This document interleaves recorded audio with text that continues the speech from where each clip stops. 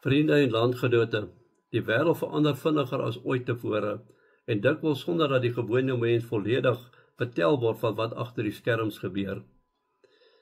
Een van die nuwe ontwikkelings is die sogenaamde digitale ID-stelsel, wat wêreldwyd begin wortel skiet.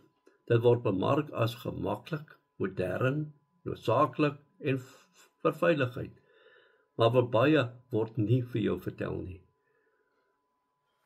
Ons hoor politici, selfs in die Weste, wat openlik sê dat mense nie in die toekoms sal kan werk, bank of toegang het tot dienste as hulle nie die digitale ID het nie. 'n voorbeeld is waar politici soos Keir Starmer van Brittanje vir hulle mense sommer net gesê het, jy sal nie kan werk sonder 'n digitale ID nie. By ander, jy sal nie kan werk as jy nie die ID het nie. Maar hulle vertel jou ook nie die volledige prentjie wat gaan voorspeel uit die digitale ID nie. Hulle vertel jou nie van die einddoel van wat hulle wil bereik met so 'n digitale ID nie. 'n Stelsel waar elke beweging, elke transaksie, elke besluit in jou lewe vasgepen kan word aan 'n digitale profiel wat jy nie beheer oor het nie. Belangrik is, die digitale ID is nie net 'n plaaslike regeringsprojek nie. Dit word wêreldwyd bevorder deur ongekose figure in globale strukture, soos Klaus Schwab van die Wêreldekonomiese Forum, die Verenigde Nasies, die Bill Gates, die Soros-netwerke en ander elite kringe. Hierdie is die leiers wat jy verkies het nie, maar hulle het 'n enorme invloed oor internasionale beleid.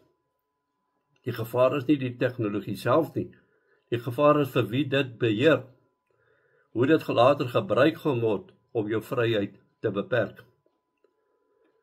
Kom ons wees eerlik, as 'n digitale ID verbind word aan jou bankrekening, jou mediese data, jou reisregte, jou werk, jou belasting, jou aanlyn aktiwiteite, dan sit jy met die grootste vorm van beheer wat die mensdom nog ooit gesien het. Dis nie net administrasie nie, dis nie gerief nie.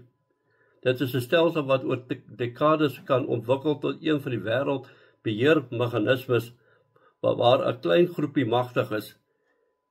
En vir ons Suid-Afrikaners en spesifiek vir ons boere-Afrikaner volk beteken dat die selfbeskikking stelselmatig uitgestel word. Nie omdat dit onmoontlik is nie, maar omdat die globale projek eers volkome ingevoer moet word. Kyk na die wêreld.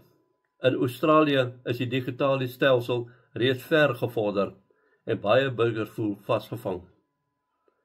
In die Verenigde Koninkryk skop miljoene mense terug teen die idee, want hulle sien die gevaar van 'n sentraliseerde identiteitsstelsel. In Europa word dit versag gesê, maar die raamwerk is lankal in plek.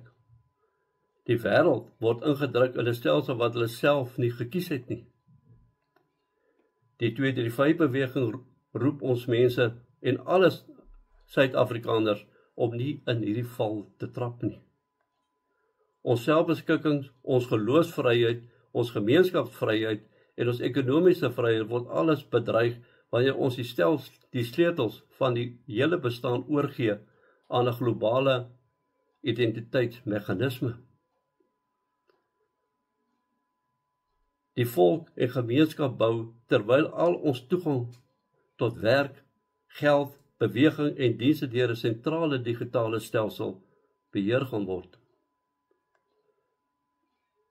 Mense, word wakker.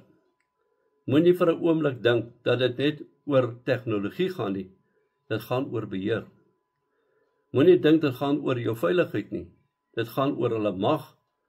Ek smeek julle namens die 235-beweging, staan op en sê hard nee vir die digitale stelsel. Ondersteun vryheid, ondersteun gemeenskappe, ondersteun selfbeskikking, dat ons dit so vinnig as moontlik vir ons volk kan verkry. Die toekoms behoort aan diegene wat bereid is om onreg en tirannie teen dit op te staan. Laat ons nie 'n generasie wees wat ons kinders se vryheid uitverkoop nie.